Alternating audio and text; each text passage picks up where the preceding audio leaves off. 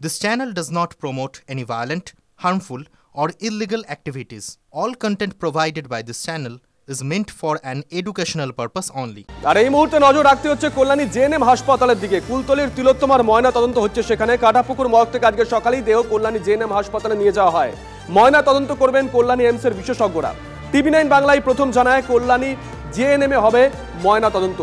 সুমন মহাপাত্র আমাদের সঙ্গে রয়েছেন, আমাদের সহকর্মী সুমন। ময়না তদন্ত কি শুরু হয়ে গেছে? মেডিকেল বোর্ডে কতজন রয়েছেন? পুলিশি নিরাপত্তার বিষয়টা জানতে চাইব, পাশাপাশি videography. Suman. Fair and bright night and day cream, ত্বক থাকবে ব্রাইট সারাদিন, পলিউশন ফ্রি, ঠিক যেন রাতের ফোঁটা সাদা ফুল। সারাদিন হ্যাপি ব্রাইট স্কিন।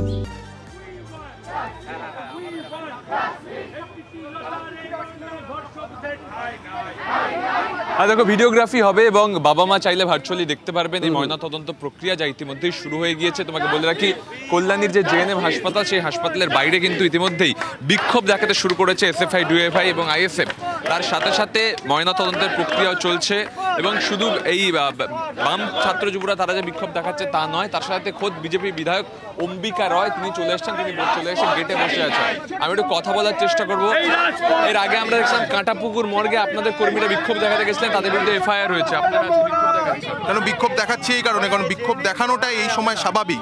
কারণ মুখ্যমন্ত্রী যবে থেকে বলেছে উৎসবে ফিরুন, আমরা দেখেছি যে পুজোর নির্ঘণ্ট যেরকম হয় সেরকম নির্ঘণ্ট মেনে এই হচ্ছে রাজ্যে খুন এবং ধর্ষণ হয়েছে। এবং আরজি করে আমরা দেখেছি, আরজি করে যেহেতু যারা ধর্ষক ছিল, ওই সন্দীপ ঘোষ, আশিস পান্ডে, তৃণমূল ছাত্র পরিষদের নেতা, তাদের সকলের মাথায় মুখ্যমন্ত্রীর হাত আছে। ওই জন্য ধর্ষকদের আড়াল করতে পুলিশ সমানভাবে সচেষ্ট। প্রথম থেকে আরজি কর দেখেছি, আমরা যাত্রাগাছি দেখেছি, এই জয়নগর দেখেছি, পটাশপুর দেখেছি। পটাশপুরে গতকাল জানেন যে গণপিটুনিতে তৃণমূলের এক নেতাকে ধর্ষণ করেছে, তাকে মেরে ফেলেছে। এভাবেই কিন্তু বিক্ষোভ চলছে এখানে। শুধু তাই না, তোমাকে যে কথাটা বলছিলাম, খোদ বিজেপি বিধায়ক অম্বিকা রায় তিনি কিন্তু এসে গেটে দাঁড়িয়ে আছেন এবং তিনি বলছিলেন, কথা বলছিলাম তার সাথে, কুলতলির ঘটনা, কল্যাণীতে স্বাস্থ্য ব্যবস্থার উপর ভরসা রাখা গেল না।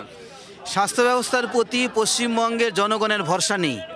ভিকটিম যে ছোট্ট শিশু, তার বাবা মা ন্যূনতম ভরসা কিন্তু স্বাস্থ্য ব্যবস্থার প্রতি পশ্চিমবঙ্গ সরকারের প্রতি নেই, এই সিস্টেমের প্রতি নেই।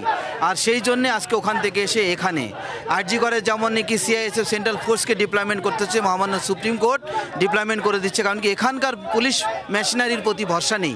ভাবতে পারেন কোথায় কত বড় নজর থাকবে, নজর রাখো। মেয়েকে হারিয়ে শোকে পাথর মা। সিবিআই তদন্তের দাবিতে অনর কুলতলির ছোট্ট তিলোত্তমার মা। টিভি9 বাংলার সঙ্গে কথা বলতে বলতে কান্না চেপে রাখতে পারলেন না মা। দোষী সর্বোচ্চ শাস্তির দাবি মায়ের। বললেন পুলিশি তদন্তে ভরসা নেই। ফের একবার পুলিশের বিরুদ্ধে অভিযোগে সরব হলেন কুলতলির তিলোত্তমার মা। গতকালই আদালতে সিবিআই তদন্তের দাবি জানিয়েছে কুলতলির মৃত নাবালিকার পরিবার। দোষীদের ফাঁসি, ওদিক থেকে অধিকতম শাস্তি চাই। পুলিশ 100 বারই কাজ করতে পারত। পুলিশ কাজ করলে আমার সন্তানটা আমি হারাতাম। পুলিশ গুরুত্ব দেয়নি, পুলিশ পার্টিতে ব্যস্ত ছিল। পুলিশের উপর ভরসা রাখলে, পুলিশ ভরসা যদি করতাম তাহলে এত দূর গড়াতো না। আমি সিবিআই তদন্ত চাই। আদালতে জানাবেন? খুবই শীঘ্রই। পুজো হবে কি করে? পুজোর আগে তো আমার মাকে বিসর্জন দিয়ে দিয়েছে রাক্ষসেরা। পুজোটা কি করে?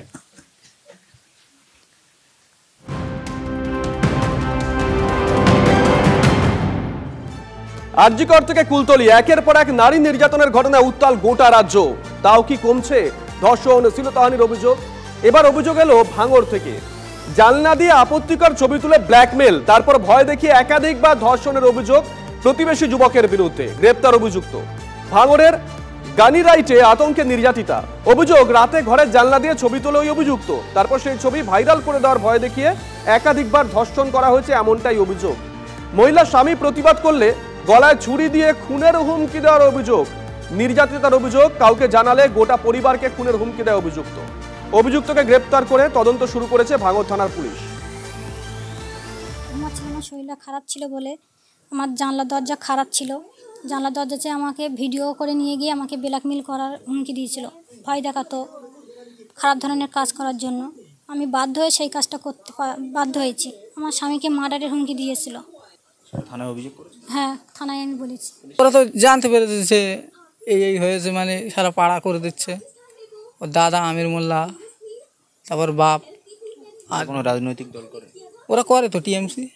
ছেলে মোবাইলতে দেখলে, ছেলে বৌমার এসে জিজ্ঞেস করলে, বৌমা বললে ছেলের একদিন গাড়ির থেকে বাইরে এসে ছেলের ডেকে এলে বাগানে নিয়ে গলার ছুরি বসকেছে, যেন এইসব কথা যেন না জানো, কারোর সাথে বলা বলি হলে চেপে যা। ছেলে ভয়তে কারোর সাথে বলতো না। গৃহবধূর গোপন ভিডিও ভাইরাল করে দেওয়ার হুমকি দিয়ে লাগাতার ধর্ষণের অভিযোগ। সেই ঘটনায় ইতিমধ্যেই একজনকে গ্রেপ্তার করেছে ভাঙড় থানার পুলিশ আধিকারিকরা। প্রশ্ন উঠছে সারা রাজ্য জুড়ে একাধিক জায়গায় যেভাবে এই ধর্ষণের ঘটনা ঘটছে তার ইতি কোথায়? পুলিশ প্রশাসনই বা কী করছে? পুলিশের ভূমিকা নিয়েও প্রশ্ন তুলছেন সাধারণ মানুষ। আদতে ধর্ষণের মতন এরকম নৃশংস ঘটনার সমাপ্তি কোথায়, সেই প্রশ্ন এখন সারা রাজ্য জুড়েই। সত্যজিৎ মণ্ডল, TV9 বাংলা।